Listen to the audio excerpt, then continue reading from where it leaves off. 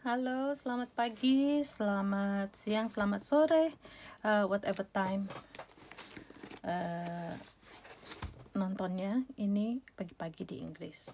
Jadi ini udah take 2. Tadi udah saya potong ya. Dan udah ngomong berbuih-buih, tahu-tahu waktu periksa kameranya wasn't recording. Dipencet tapi nggak ngerekam. Jadi ini udah take 2, udah ya, artisnya udah capek. Artisnya yang di dalam ya, bukan saya. Jadi ini ada yang kenal. Dan ini Kopiko. Makasih yang ngasih. Bawah. Ini adalah siapa yang kenal?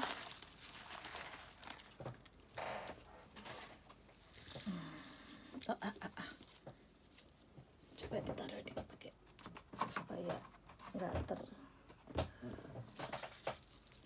Ini adalah bawang batak. Alah, mau pakai alas, guys. Oke. Bukan promosi Colgate. Jadi bawang batak ini kemarin baru diomongin di grup kemarin dan kemarinnya lagi ya, akhir-akhir nih lah ya, kebetulan diomongin nyampe ini kiriman. Makasih. Maaf, common question dapat dari mana, Grace? Dalam hal yang satu ini saya nggak bisa share. Udah janji sama yang ngasih. Ya, makasih. Tapi saya mau share, bukan mau pamer, mau share bagaimana sebetulnya bentuk bawang batak itu. Bawang batak itu kecil banget, beda dari nggak ada itu sih ya, nggak ada penggaris. Oh, ada. Tumben penggaris nggak dicari, datang. Ini berapa nih? Sekitar halus dia, sekitar 2 milimeter ya. Milimeter 2 mili sekitar. Ini kecil. Beda dengan bawang spring onion, beda dengan chives. Saya nggak tahu itu nama di Inggris ya. Di Prancis, di Jerman saya nggak tahu apa namanya itu, bawang spring onion dan chives. Ada yang cibolet, I don't know. Jangan sok pintar, Grace. Tapi ini mirip dengan kalau kita numbuhin, ukurannya ya, mirip dengan kalau kita numbuhin bawang putih tapi dari bulbil, bukan dari bulbnya. Itu kecil-kecil. Nah, ini dikembangbiakkan dengan ya model begini. Di Indonesia saya tanya teman yang menanyakan ke petani, atau menanyakan ke orang tua, keluarga, saudara yang kenal tanaman bawang batak langsung. Itu konsensusnya tidak ditanam dengan biji, tapi dengan begini. Ini nanti udah terbuka tadi di take one-nya. Itu nanti kalau kita tanam satu ya, dia akan berkembang biak jadi ya lebih dari 2 juga bisa, jadi memperbanyak, jadi beranak. Jadi gini nih, jadi 2. Nah, pengalaman saya nanam di sini, setahu saya ya, ini ditanam nanti akhir masa tanam atau di awal musim panas ya, dilihat udah jadi beberapa, jadi banyak. Nah, itu bisa kita jadikan ya, kita panen atasnya ya. Sementara ini umbi nggak sih, bulbnya yang udah dipecah bisa ditanam, jadi perbanyakan. Tadinya punya 3, at the end of growing season mungkin udah jadi gini ya. Terus kita pisah lagi, jadi banyak, jadi bisa punya banyak ya, namanya perbanyakan.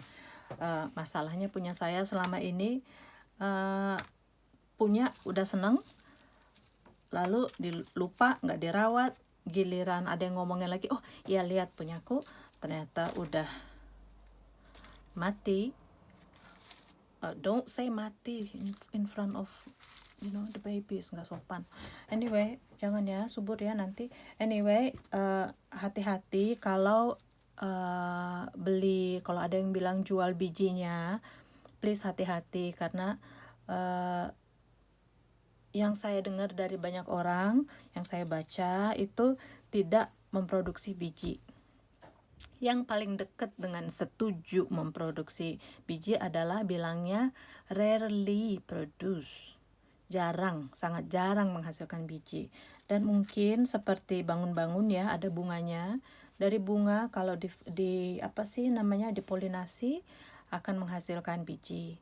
Tapi berapa tahun ya saya tanam bangun-bangun di sini, itu bijinya karena nggak kelihatan, cuma bunganya saya keringkan, terus taruh di plastik, di goncang-goncang ya, ada di shake gitu, ada kayak hitam-hitam, mungkin itu bijinya.